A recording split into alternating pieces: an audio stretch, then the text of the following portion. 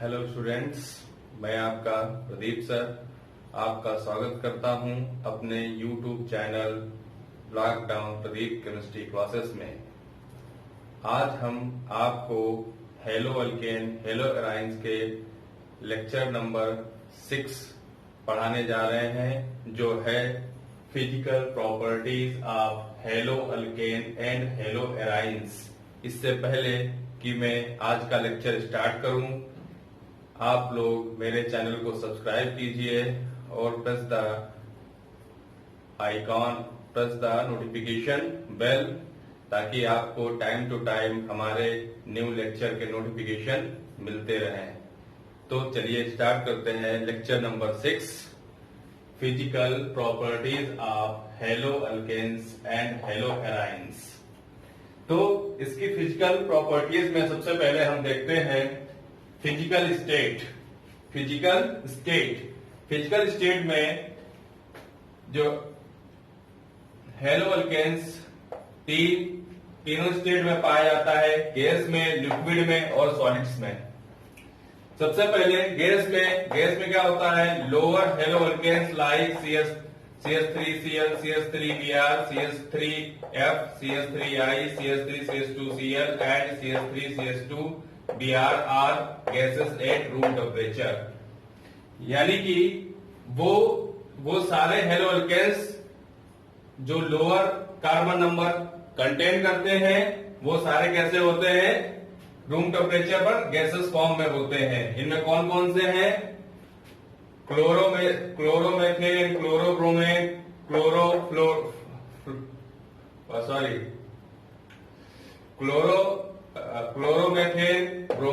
Bromomethane, chloromethane, iodomethane, chloroethane and bromoethane. तो ये सारे क्या होते हैं? ये गैसेस फॉर्म में होते हैं जब ये रूम टेम्परेचर पे होते हैं।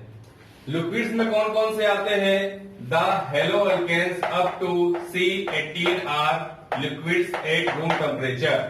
मीन्स ऐसे हेलो अल्केन्स कंपाउंड जिनमें कार्बन का नंबर C18 तक होता है। कितना? C18, यानी कि उसमें 18 कार्बन होने चाहिए। वो कैसे होते हैं? वो उनकी फिजिकल स्टेट रूम टेम्परेचर पे कैसी होती है? लिक्विड होती है। कैसी होती है? लिक्विड। और सॉलिड्स में कौन से आते हैं? जो higher member of halo alkanes are solids at room temperature. The higher members of halo alkanes are solid at room temperature.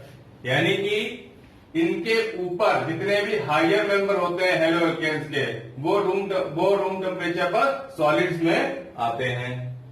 चलिए आइए बात करते हैं। Alkyl halides are colorless when pure, however bromide and iodide develop color when exposed to light.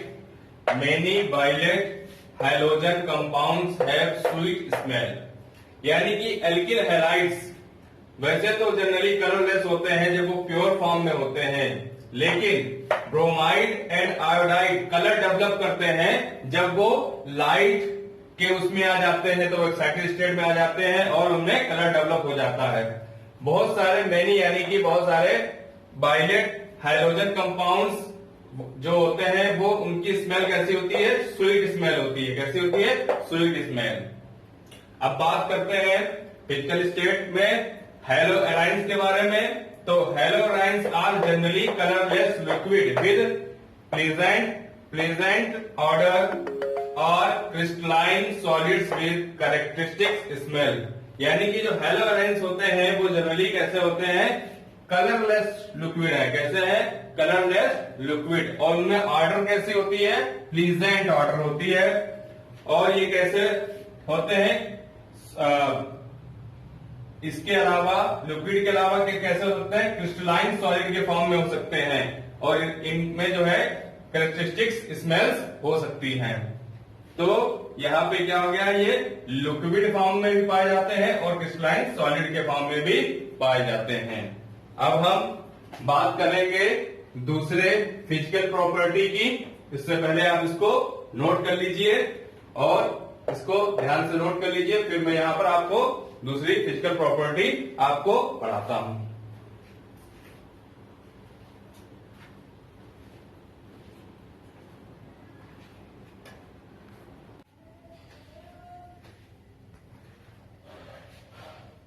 चलिए हम लोग बात करते हैं फिजिकल प्रॉपर्टी नंबर 2 जो है boiling points.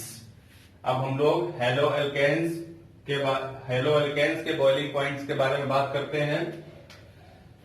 The boiling point of an organic compounds depends upon the intermolecular forces of attraction, यानी कि किसी भी ऑर्गेनिक कंपाउंड्स का बॉइलिंग पॉइंट डिपेंड्स करता है इंटरमॉलिक्यूलर फोर्सेस ऑफ अट्रैक्शन पे, जो है number first van der Waals forces of attraction which are linked with surface area of the molecular which in turn are linked with nature of chain and shape। तो first क्या कहता है, first ये कहता है कि जो वंडरवाल फोर्सेस ऑफ अट्रैक्शन है वो किस पे, सरफेस एरिया पे और नेचर ऑफ चेन और शेप पे डिपेंड करता है। ठीक है, तो यहां पर सरफेस एरिया का मतलब है कि सरफेस एरिया ज्यादा है या कम है, इस पे वंडरवाल फोर्सेस डिपेंड करेगा। और किस पे करेगा, नेचर ऑफ चेन पे, कि चेन स्ट्रेट चेन है या आपकी स्ट्रेट चेन है या ब्रांचिंग चेन है, इस पे डिपेंड करेगा। और शेप पे डिपेंड करेगा। अब नंबर 2 अट्रैक्शन फोर्स के बारे में बात करते हैं, जो है dipole interaction. More the magnitude of attractive force more is the boiling point, यानी कि डाइपोल अट्रैक्शन का मैग्नीट्यूड जितना ज्यादा होगा उतना ही अट्रैक्शन फोर्स ज्यादा होगा, और अट्रैक्शन फोर्स जितना ज्यादा होगा उतना ही बॉइलिंग पॉइंट भी ज्यादा होगा। इन दो इंटरमॉलिक्यूलर फोर्सेस ऑफ अट्रैक्शन पे क्या डिपेंड करता है, बॉइलिंग पॉइंट। किन किन पे, वंडरवाल फोर्सेस, जिसे हम लंदन फोर्स भी कहते हैं, और दूसरा डाइपोल अट्रैक्शन पर भी डिपेंड करता है। ठीक है, जल्दी से हम लोग बॉइलिंग पॉइंट हेलो अल्केन्स देख लेते हैं। The BP means boiling point of halo alkanes are higher than corresponding alkanes due to the presence of polar carbon hydrogen bonds and comparatively bigger molecular size. तो जो hello alkanes का BP होता है वो किसके, अपने करस्पॉन्डिंग अल्केन से क्या होता है, ज्यादा होता है, हाइयर होता है। क्योंकि इसमें पोलर कार्बन हाइड्रोजन बॉन्ड पाए जाते हैं, जिसमें कार्बन और हाइड्रोजन बॉन्ड्स में क्या होता है कि हाइड्रोजन की इलेक्ट्रोनिगेटिविटी ज्यादा होती है, उसका पार्शियल निगेटिव चार्ज आता है, और कार्बन की इलेक्ट्रोनिगेटिविटी हाइड्रोजन से कम होती है, तो इसमें पार्शियली पॉजिटिव चार्ज आता है। और साथ ही साथ इसका जो मॉलिक्यूलर साइज होता है वो भी हाइड्रोजन का अल्केन से ज्यादा होता है। तो जल्दी से ऑर्डर देख लेते हैं। The order of the boiling points का ऑर्डर क्या है, सबसे ज्यादा बॉइलिंग पॉइंट किसका है, Ri का। किसका है, Ri का, यानी कि एल्किल आयोडाइड का। उससे कम किसका है, एल्किल ब्रोमाइड का। और उससे कम किसका है, एल्किल क्लोराइड का। और सबसे कम किसका है, एल्किल फ्लोराइड्स का। तो एल्किल आयोडाइड्स का क्यों ज्यादा है, एल्किल और उससे कम, मतलब ये जो है डिक्रीजिंग ऑर्डर में लिखा हुआ है, यानी कि सबसे पहले जिसका सबसे ज्यादा होता है, सबसे लास्ट में सबसे जिसका कम होता है, डिक्रीजिंग ऑर्डर में लिखा हुआ है। तो अब मैं आपको बता दूं कि एल्किल आयोडाइड का ज्यादा क्यों है, सबसे कम एल्किल क्लोराइड का क्यों है। तो इसका आंसर ये है कि जब हम किसी भी पीरियोडिक टेबल में जाते हैं तो जैसे जैसे हम ग्रुप में नीचे की तरफ जाते हैं तो एटम का साइज बड़ा होता जाता है। जब एटम का साइज बड़ा होता जाएगा तो फोर्स ऑफ अट्रैक्शन भी ज्यादा लगेगा, जैसा कि मैं यहाँ पे पढ़ चुका है, तो उसका बॉइलिंग पॉइंट भी ज्यादा होगा। अब अगर हम हैलोजन के ग्रुप में नीचे की तरफ जाएंगे तो सबसे ऊपर हमें क्या मिलेगा, फ्लोरीन, फ्लोरीन के बाद क्लोरीन, और क्लोरीन के बाद क्या मिलेगा, ब्रोमीन, और ब्रोमीन के बाद आयोडीन। यानी कि आयोडीन का साइज सबसे बड़ा है, तो आयोडीन का एल्किल आयोडाइड का बॉइलिंग पॉइंट भी ज्यादा होगा। तो मैंने यहाँ पर हेलो अल्केन्स और उनका बीपी केल्विन में लिख रखा है। ये डिक्रीजिंग ऑर्डर में है और ये इंक्रीजिंग ऑर्डर में है। जल्दी से देख लेते हैं।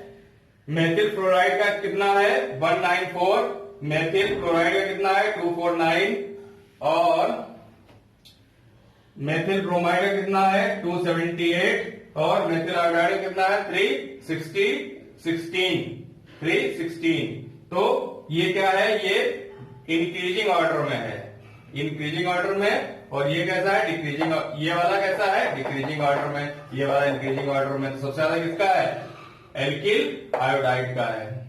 इसके साथ में हमें एक चीज और भी ध्यान रखनी है कि अगर हमें हेलो अल्केन्स में आइसोमेरिक कंपाउंड्स दे दिए जाए और पूछा जाए कि इसमें किसका जो है बीपी ज्यादा है, किसका कम है, मतलब किसका ज्यादा है, इंक्रीजिंग या डिक्रीजिंग ऑर्डर आप हमको बताना हो, तो वहां पे हम क्या करेंगे, तो उसके लिए भी हम लोग देख लेते हैं। The isomeric halo alkanes the boiling point decreasing with the increasing in branch. यानी कि isomeric halo alkanes, isomeric halo alkanes का मतलब क्या है, जिनका मॉलिक्यूलर फॉर्मूला तो सेम हो लेकिन स्ट्रक्चर डिफरेंट हो, और उनका बॉइलिंग पॉइंट डिक्रीज करेगा। कब डिक्रीज करेगा, अगर उनमें ब्रांचिंग इंक्रीज करेगी तो क्या होगा, वो डिक्रीज करेगा, बॉइलिंग पॉइंट डिक्रीज करेगा। कैसे, एग्जांपल लेते हैं ब्रोमोब्यूटेन का। ब्रोमोब्यूटेन यानी 4 कार्बन और 1 Br, ठीक है। तो यहां पर हमने 4 कार्बन लिए और ये जो है हमने नॉर्मल चेन है यानी कि स्ट्रेट चेन है, ये देखिए यहां पर। तो इसका सरफेस एरिया कितना है, इतना है।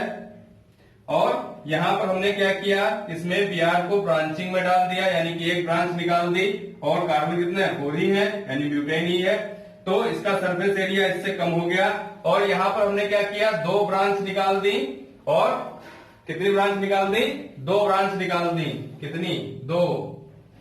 तो इसका क्या हो गया, कार्बन कितने हैं, 4 ही है, ब्यूटेन ही है। तो यहां पर क्या हुआ, इसका सरफेस एरिया इससे भी कम हो गया। तो जैसे जैसे सरफेस एरिया कम होता जाएगा, जब सरफेस एरिया कम होगा तो फोर्स ऑफ अट्रैक्शन क्या होगा, वो फोर्स ऑफ अट्रैक्शन भी कम होता जाएगा। सरफेस एरिया कम होगा तो फोर्स ऑफ अट्रैक्शन कम होगा, और उसके कारण क्या होगा, बीपी वैसे वैसे गिरता जाएगा। अब यहां पर देखिए, यहां पर स्ट्रेट चेन वाले का क्या है, 375, और एक ब्रांच वाले क्या है 364, और 2 ब्रांच वाले का क्या है 346। तो यहां पर हमने देखा कि जैसे जैसे सरफेस एरिया कम हो रहा है, यानी कि ब्रांचिंग इंक्रीज हो रही है, बॉइलिंग पॉइंट डिक्रीज हो रहा है। क्यों डिक्रीज हो रहा है, क्योंकि वन डेर वाल्स फोर्स का इंट्रैक्शन का मैग्नीट्यूड क्या हो रहा है, वो कम हो रहा है। तो यहाँ पे देखिए क्या लिखा हुआ, दिस में also be due to the decrease in magnitude of van der Waals forces of attraction. क्या लिखा हुआ है, van der Waals forces of attraction. कहने का मतलब यह है कि जैसे जैसे ब्रांचिंग बढ़ेगी, सरफेस एरिया कम होगा, सरफेस एरिया कम होगा, तो attraction, van der Waals forces का अट्रैक्शन कम होगा, तो बॉइलिंग पॉइंट नीचे गिरता चला जाएगा। क्योंकि जितना ज्यादा वन डेर वाल्स फोर्स लगेगा, बॉइलिंग पॉइंट उतना ही ज्यादा होगा। जब वन डेर वाल्स फोर्स कम होगा तो क्या होगा, बॉइलिंग पॉइंट भी कम होता जाएगा। और ये किस पे डिपेंड करता है, देखिए यहाँ पे लिखा सरफेस एरिया, ठीक है, चेन पे और शेप पे। तो आई होप आपको ये लेक्चर समझ में आया होगा। तो आप इसको जो है जल्दी से नोट कर लीजिए, फिर मैं बॉइलिंग पॉइंट हेलो एरिन्स के बारे में भी बता देता हूं, जल्दी से इसको नोट कर लीजिए।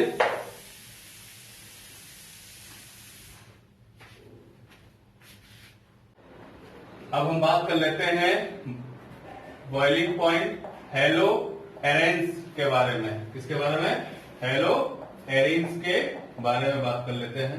देखिए द बॉइलिंग एंड, यहाँ पर हम मेल्टिंग पॉइंट के बारे में बात करेंगे क्योंकि यहाँ पे मेल्टिंग पॉइंट के बारे में कुछ चीजें आपको बतानी है।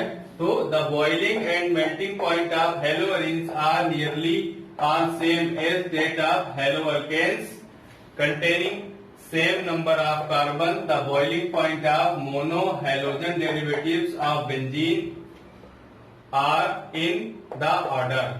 ठीक है, कह रहा है कि मेल्टिंग और बॉइलिंग पॉइंट हेलोअरीन्स का किसके नियरली सेम होता है, किसके, हेलोअल्केन्स के, किसके, हेलोअल्केन्स के। ठीक है, जब उसमें नंबर ऑफ कार्बन कितने हो, सेम हो। जैसे अगर उसमें 6 कार्बन है तो हेलोअल्केन्स में भी 6 कार्बन होने चाहिए। 6 कार्बन हेलोअल्केन्स में है तो 6 कार्बन हेलोअरीन्स में भी होने चाहिए, तब क्या होगा, नियरली सेम होगा। Boiling point monohalogen derivatives of benzene का जो है ये मैंने दे रखा है। सबसे ज्यादा किसका है, आइडोबेंजीन सबसे ज्यादा बॉइलिंग पॉइंट है, उससे कम किसका, आइडोब्रोमीन का, फिर किसका कम है, आइडोक्लोरीन का, और सबसे कम किसका, सॉरी ठीक है, आइडोबेंजीन का सबसे ज्यादा, फिर उससे कम ब्रोमोबेंजीन का, और उससे कम क्लोरोबेंजीन का, और सबसे कम फ्लोरोबेंजीन का है। और साथ ही साथ में मैंने बीपी भी दे रखा है इसका आप लोगों के लिए, ये आप लोग नोट कर सकते हैं कि किसका कितना बीपी है, वो भी केल्विन में दे रखा है मैंने, किसमें, केल्विन में दे रखा है। अब बात बॉइलिंग पॉइंट की बात कर लेते हैं एक बार। The boiling point of isomeric dihalobenzene are nearly the same but their melting point quite different. यानी कि इनका जो आइसोमेरिक डाइहेलोबेंजीन है, इनका बॉइलिंग पॉइंट तो लगभग सेम होता है, लेकिन मेल्टिंग पॉइंट में थोड़ा सा डिफरेंट आता है। तो यहाँ पे मैंने ये आपको दिया, ये आर्थो है, ये मेटा है, और ये पैरा है। यानी कि डाई हेलोबेंजीन है तो 2 हेलो ग्रुप लगे हुए हैं, और ये उनके आइसोमर स्ट्रक्चर है। ये आर्थो है, ये मेटा है, और ये क्या है, पैरा है। यहाँ पर इनका बीपी और एमपी दे रखा है। बीपी 453 आर्थो का, 446 मेटा का, और 448 किसका, पैरा का है। तो लगभग क्या है, सेम है, लेकिन इसमें डिफरेंस ज्यादा है एमपी में, मेल्टिंग पॉइंट में ज्यादा डिफरेंट है। आर्थो का 265 और मेटा का 245 और पैरा का 335 है। यानी कि पैरा का मेल्टिंग पॉइंट ज्यादा है और किसका कम है, आर्थो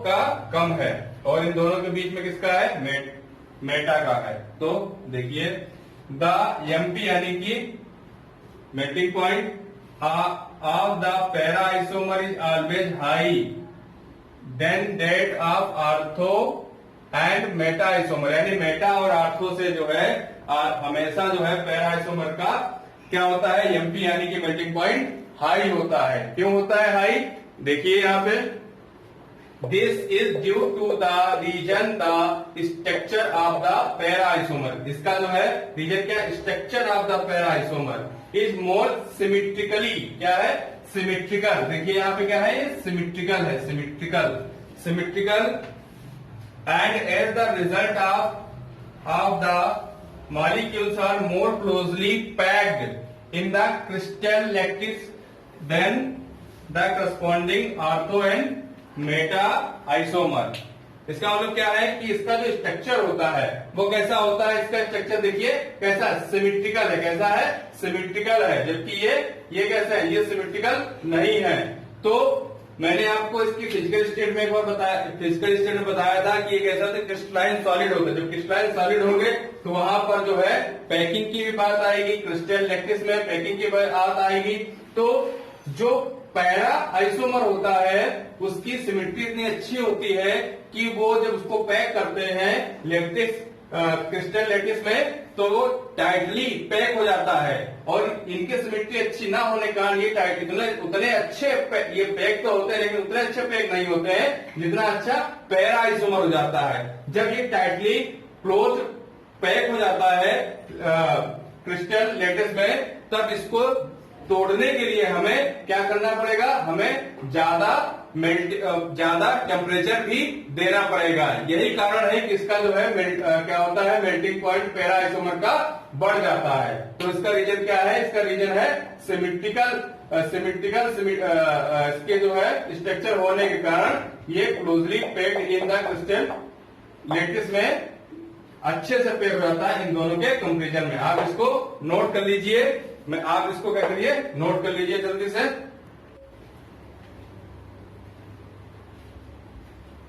बॉइलिंग पॉइंट के बेस पर एनसीईआरटी में एक इंडेक्स क्वेश्चन दिया हुआ है। चलिए हम इसको यहीं पे सॉल्व कर लेते हैं। क्वेश्चन में क्या बोला गया है, question number 10.6, arrange each set of compound in order of increasing boiling points, यानी कि जो सेट दिए गए हैं उनको इंक्रीजिंग बॉइलिंग पॉइंट के अकॉर्डिंग जो है सेट करना है। तो इंक्रीजिंग का मतलब है जिसका बॉइलिंग पॉइंट सबसे कम हो उसको सबसे पहले लिखना है, और जिसका सबसे ज्यादा उसको सबसे बाद में लिखना है। तो पहला सेट देखते हैं। पहले सेट में क्या है, ब्रोमो एथेन कामा ब्रोमोफ्रॉम कामा क्लोरोमेथेन कामा डाई ब्रोमो मैथेन। तो इसमें सबसे कम जो होगा वो होगा क्लोरोमेथेन, जो कि ये है सबसे कम बॉइलिंग पॉइंट। उससे ज्यादा होगा CH3Br यानी कि ब्रोमोमेथेन, जो कि ये है। और उसके बाद कौन सा कंपाउंड आएगा, डाईब्रोमोमेथेन। और सबसे लास्ट में कौन जाएगा, ब्रोमोफॉर्म, यानी जिसका सबसे ज्यादा होगा। तो अगर हम इसको क्या करें कि हम ये इंक्रीजिंग ऑर्डर में लिखा हुआ, ये भी साथ में साथ ये भी बता दें कि क्यों। देखिए मैंने आपको बताया था कि क्लोरीन का साइज ब्रोमीन से कम होता है, यानी क्लोरीन से ब्रोमीन का साइज ज्यादा होता है। तो बॉइलिंग पॉइंट किसका ज्यादा होगा, ब्रोमीन का ज्यादा होगा। तो इन दोनों में बॉइलिंग पॉइंट किसका ज्यादा होगा, यहाँ पर भी एक कार्बन है, यहाँ पर भी एक कार्बन वाला कंपाउंड है। तो ब्रोमीन का साइज ज्यादा होने का इन दोनों में किसका ज्यादा होगा, साइज इसका ज्यादा होगा। ठीक है, साइज इसका ज्यादा होगा तो बॉइलिंग पॉइंट भी इसका ज्यादा होगा। तो इसका कम होगा, इसका ज्यादा होगा। फिर इन दोनों में अगर कंपेयर करें तो यहाँ पर कार्बन तो एक ही है लेकिन ब्रोमीन ज्यादा है। क्या, ब्रोमीन 2 है। क्या है, ब्रोमीन 2 है। यहाँ पर एक ब्रोमीन है, यहाँ पर 2 ब्रोमीन है। तो यहाँ पर 2 ब्रोमीन लगे हुए हैं तो साइज और ज्यादा हो जाएगा। ठीक है, तो क्या हो जाएगा, यहाँ पर ये भी क्या हो जाएगा, इससे इसका ज्यादा हो जाएगा। और यहाँ पर एक कार्बन है लेकिन ब्रोमीन कितने हैं, ब्रोमीन यहाँ पर 3 है। अब यहाँ पर 3 लग गया तो इसका साइज ज्यादा हो जाएगा। ज्यादा साइज हो जाने के कारण क्या हो जाएगा, इसका मॉलिक्यूलर मास भी ज्यादा हो जाएगा। मॉलिक्यूलर मास ज्यादा हो जाएगा तो बिगर मॉलिक्यूल हो जाएगा ये, तो सबसे ज्यादा इसका BP हो जाएगा। तो ये आपको समझ में आ गया। अब बात करते हैं सेकेंड सेट की। सेकेंड सेट में क्या होता है, सेकेंड सेट में क्या दिया हुआ, 1 क्लोरोप्रोपेन कामा आइसोप्रोपाइल क्लोराइड कामा 1 क्लोरोब्यूटेन। तो यहाँ पर सबसे ज्यादा, ठीक है, सबसे पहले सबसे कम लेते हैं। सबसे कम किसका होगा, आइसोप्रोपाइल का। उसके बाद उससे ज्यादा किसका होगा, BP 1 क्लोरोप्रोपेन का। और लास्ट में सबसे ज्यादा किसका होगा, 1 क्लोरोब्यूटेन का। अब इन दोनों को कंपेयर कर लेते हैं। देखिए प्रोपेन है यानी कि 3 कार्बन है, 1 2 3 कार्बन है। अब यहाँ पर ये भी जो है प्रोपाइल है जिसमें 1 2 3 कार्बन है। ये प्रोपेन है जहाँ पर 1 2 3 कार्बन है, 1 कार्बन 2 कार्बन 3 कार्बन, यानी कार्बन सेम है। लेकिन यहाँ पर क्या है, यहाँ पे ये स्ट्रेट चेन है और ये कैसी है, ये ब्रांच चेन है। कैसी है, ब्रांच चेन है। तो ब्रांच चेन का मैंने बताया था कि BP कम होता है, स्ट्रेट चेन का ज्यादा होता है। तो ये सीधी चेन है, स्ट्रेट चेन है, तो इन दोनों कंपेरिजन में BP किसका ज्यादा होगा, इसका ज्यादा होगा। और इसका क्यों ज्यादा होगा? क्योंकि इसकी चेन बड़ी है, क्योंकि इसमें नंबर ऑफ कार्बन ज्यादा है। इसमें 4 कार्बन है, इसमें 3 कार्बन है, 1 2 3 4, इसलिए इससे ज्यादा इसका होगा। तो इसमें जो है नंबर ऑफ कार्बन भी ज्यादा है और चेन भी कैसी है? स्ट्रेट चेन है, ब्रांचिंग नहीं है। इसमें ब्रांचिंग है और इससे ज्यादा जो है और इसमें ब्रांचिंग है, इसलिए इसका सबसे कम होगा, और इसमें ब्रांचिंग नहीं है तो इससे ज्यादा बीपी इसका होगा और इससे ज्यादा बीपी इसका होगा। ये इंक्रीजिंग ऑर्डर में लगे हुए हैं। ये क्वेश्चन आप लोग नोट कर लीजिए, ये आपको अच्छे समझ में आ गया होगा।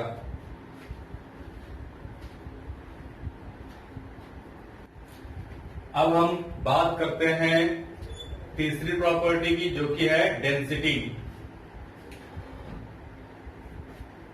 Chloroalkanes are generally lighter than water, whereas bromides and iodides and polychloride derivatives of hydrocarbons are heavier than water। यानी कि जो क्लोरोअल्केन्स होते हैं वो जनरली कैसे होते हैं? वाटर से हल्के होते हैं, लाइटर होते हैं। लेकिन ब्रोमाइड, आयोडाइड और पॉलीक्लोरो यानी कि एक से ज्यादा जब 2-4 क्लोरो ग्रुप लगे हों तो उनके डेरिवेटिव ऑफ हाइड्रोकार्बन्स, यानी कि हाइड्रोकार्बन्स के साथ में 2-4 क्या लगे हुए हों? क्लोरो लगे हों तो उसे क्या कहते हैं? पॉलीक्लोरो अल्केन। उनके जो डेरिवेटिव होते हैं वो क्या होते हैं? हेवियर होते हैं। किससे? वाटर से। वाटर से क्या होते हैं? हैवी होते हैं, हेवियर देन वाटर। लेकिन जब केवल क्लोरो अल्केन होगा, एक Cl अटैच होगा किससे? अल्केन से, तब क्या होगा? ये लाइटर होगा किससे? वाटर से। ठीक है, यहाँ पर इसका डेंसिटी का ऑर्डर भी देख लेते हैं। सबसे ज्यादा जो है डेंसिटी किसकी होगी? एल्किल आयोडाइड की, उससे कम एल्किल ब्रोमाइड की, और उससे कम किसकी? एल्किल क्लोराइड की। ठीक है, जल्दी से देखते हैं। The density increase with increasing number of atomic mass of the halogen. यानी कि डेंसिटी कैसे इंक्रीज कर रही है? जैसे जैसे atomic mass of halogen increase कर रहा है। यानी एटॉमिक मास कब इंक्रीज करता है? जब हम हैलोजन के ग्रुप में क्या जाएंगे? नीचे की तरफ जाएंगे तो क्या इंक्रीज करेगा? एटॉमिक मास इंक्रीज करेगा और उसी के साथ में क्या करेगी? डेंसिटी भी इंक्रीज कर रही होगी, जो आपको ऑर्डर से पता चल रही होगी। अब जल्दी से हैलोराइंस के बारे में जान लेते हैं। हैलोराइंस जो होते हैं वो हैवी होते हैं वाटर से। किससे हैवी होते हैं? वाटर से हैवी होते हैं, हेवियर देन वाटर। और इनका ऑर्डर क्या होता है? इनका ऑर्डर क्या होता है? हाइड्रोबेंजीन सबसे ज्यादा डेंसिटी रखता है, फिर कौन? ब्रोमो, फिर कौन सा? ब्रोमोबेंजीन, और सबसे लास्ट में क्लोरोबेंजीन। ठीक है, इनका ऑर्डर ये है।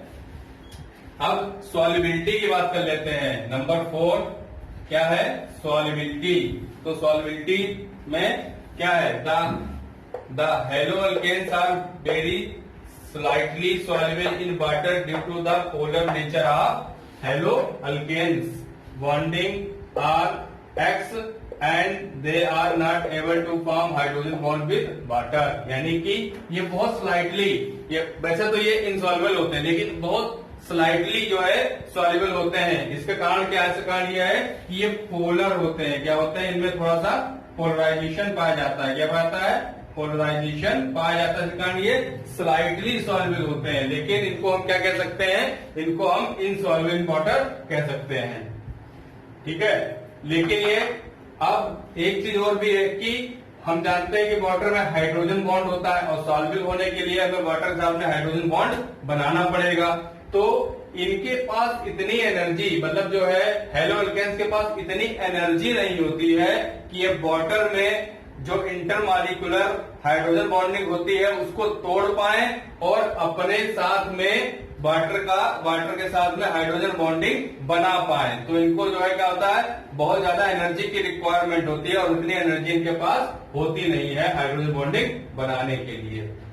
ठीक है, तो haloalkanes are soluble in the organic solvent like benzene, ether, chloroform and tetrachloride. यानी कि कार्बन टेट्राक्लोराइड। क्या होगा? कार्बन टेट्राक्लोराइड क्या है, CCl4।